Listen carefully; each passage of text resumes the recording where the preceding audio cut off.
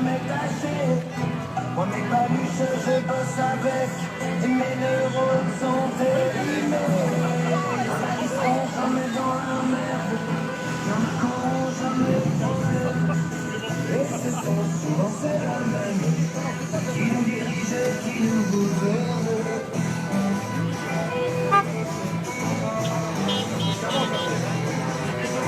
Il y a des bottes en politique, des gants grasses à arroser, de celles qui jamais ne lui piquent, qui auront le cœur de son chéquier. Ils ont le cumul sympathique de maire et de député. Ils ont la morale catholique et le chômage sur les peu importe l'ascenseur.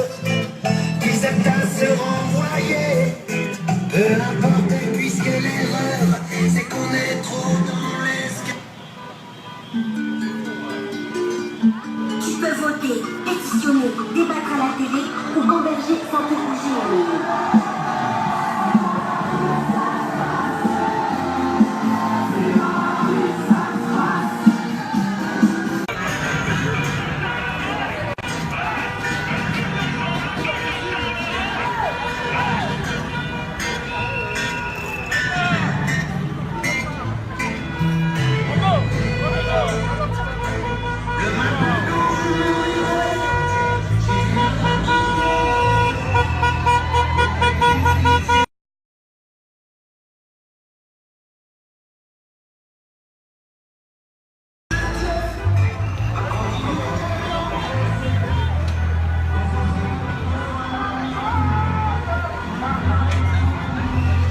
Se plaignent d'un jeûne trop long entre le repas du soir et le repas du matin.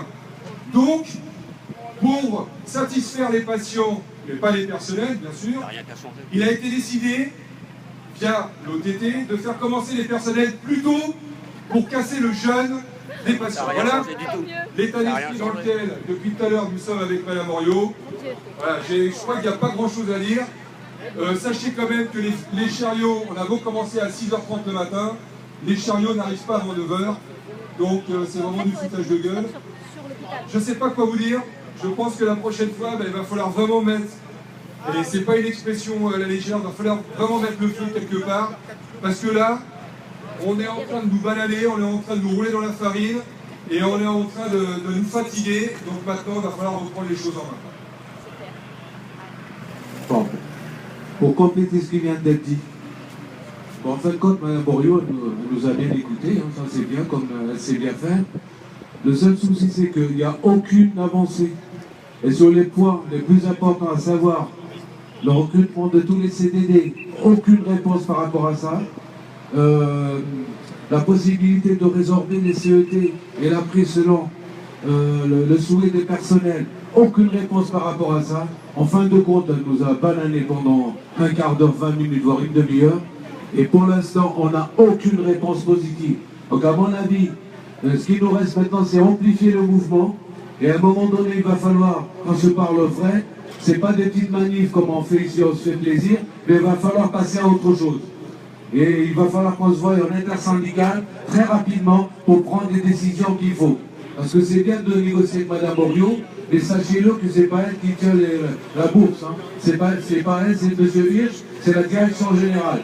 Et tant qu'elle n'a pas répondu sur les contractuels, sur les CET, sur la vie privée des personnels, on ne lâchera pas l'affaire. Merci.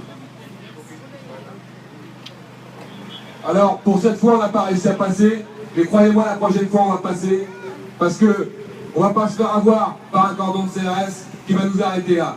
Parce qu'il y a un moment donné, il faut arrêter de se foutre de la gueule du monde, parce que nous, on est des soignants, on est là pour négocier, pour bien soigner, et surtout discuter avec la direction, voire la direction générale. Alors, ça suffit de se faire arrêter aux portes, sans pouvoir discuter ouvertement, et se faire bananer par des discours qui n'ont ni queue ni tête, et qui ne débordent pas du plan Hirsch. Voilà la discussion stérile actuellement avec Mme Oriot, qui, hormis, je vous dis, les petits accommodements pour pouvoir changer une journée ou deux, mais c'est tout, on en est là pour l'instant. Désolé des nouvelles aussi faibles.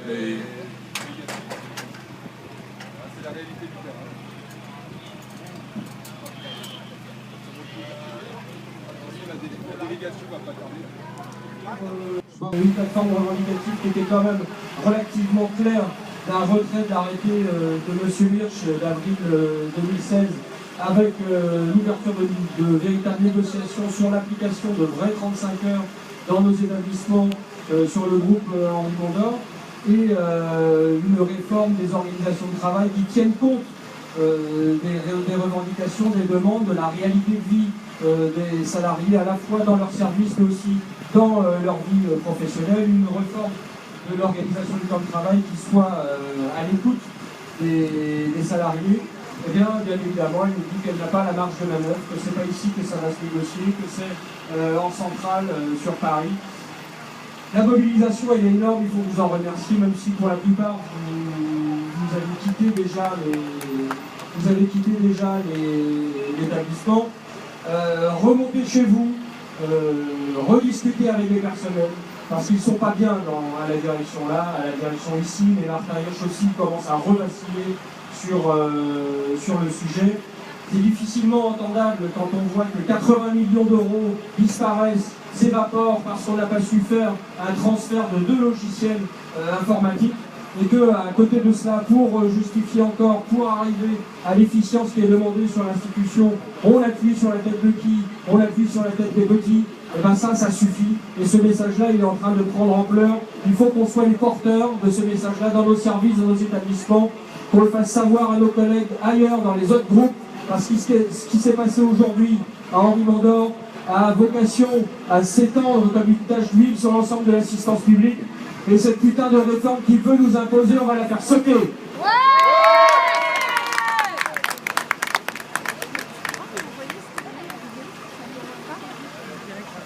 Rosé, Christophe. Sur le groupe.